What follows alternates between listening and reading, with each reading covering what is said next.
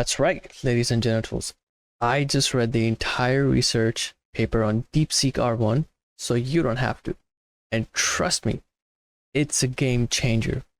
Stick around and I'll break it down for you without any technical jargon. So here's what happened. The Deepseek team started with a solid LLM model and transformed it into something way more advanced, and that is the R1 model. But they didn't stop there. After training the R1, they used it as a teacher to train smaller models, and the results were mind-blowing. Check out these numbers.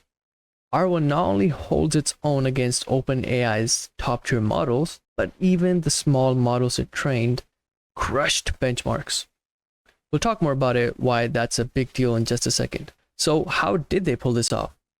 Well, the secret lies in their smart use of reinforcement learning called Group Relative Policy Optimization, or GRPO. It's just a fancy algorithm that helps the model improve itself through trial and error instead of relying on humans and other AIs. This makes training faster, cheaper, and way more efficient. So let me break down the process for you.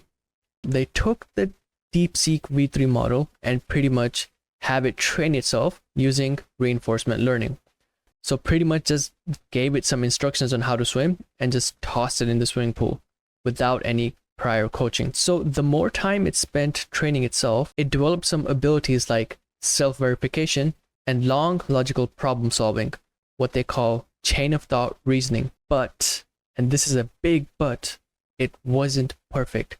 Sometimes it ended up mixing languages or produced results that were hard to read. So how did they fix those issues? They trained another model, but this time gave it a head start with high quality reasoning data before diving into reinforcement learning. Think of it as replacing the sink or swim approach with lessons from Michael Phelps.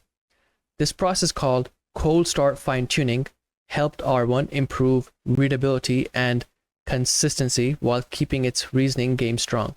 And after finally finishing the training, it was able to perform on par with OpenAI's O1 1217 model. And this is a huge win for the open source AI community. Here's where it gets even cooler.